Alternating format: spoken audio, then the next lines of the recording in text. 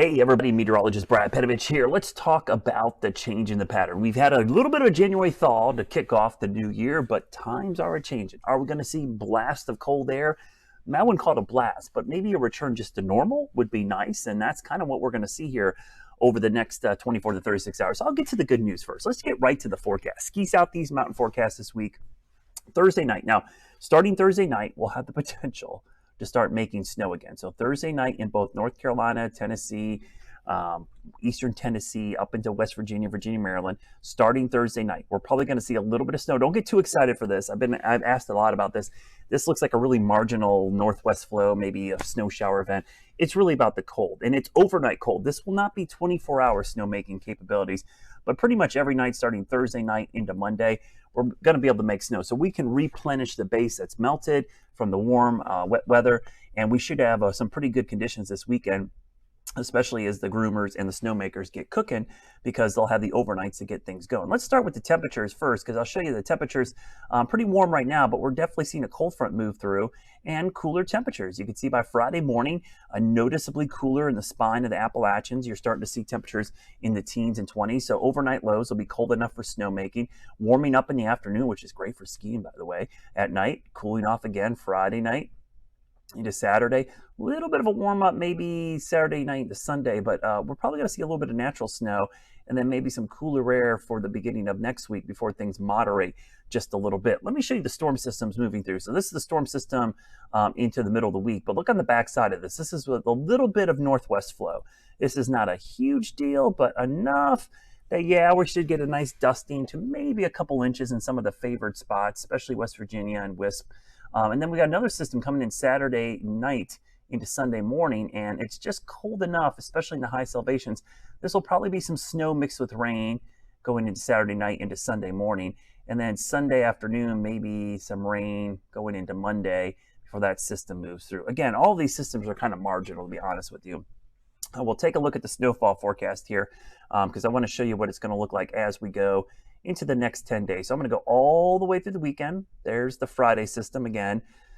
Just a little bit, just enough to get you excited for the weekend. So if you're going skiing this weekend, and I am, I'll be up at Winter Place checking them out with the fam. So we should have a good time up there. A little bit of natural snow, hoping they make some. And then Saturday night, maybe another little dusting to a couple of inches. And then going into the beginning of next week, I'll stop this basically next week at this time. And we'll put a pause point right there so we can zoom in. I'll show you some of the close-in areas. So again, not a ton of snow. You see maybe an inch or two.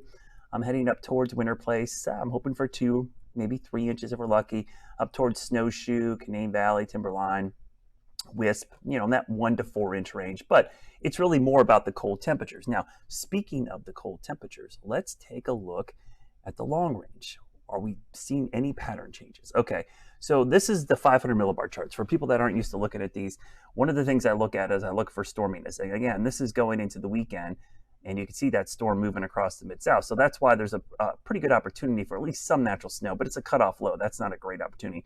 So we go into next week, a little moderation there, but then we get into next weekend. So this is the weekend of basically the 13th, 14th. See off the southeast, this lowering of the heights, this blue, that's a sign of storminess on the East Coast. So this is a nice little signal. It's nothing as cold as it was back in December, but this is definitely a stormier pattern potentially for the southeast. And you can see going into next Thursday, Friday, upcoming weekend, that pattern kind of locks in place. This is going into Saturday next weekend. Look at that. So again, another strong signal. Troughiness here, ridge in the middle. So this, man, get excited. This pattern late next week, while not super cold, does look stormy. And in fact, that's a really stormy look. Off the Florida coast, Bahamas, maybe a little East Coast system. You look this far out, you can't get too specific. I look generally, and I like the looks of that, guys. So we see that set up.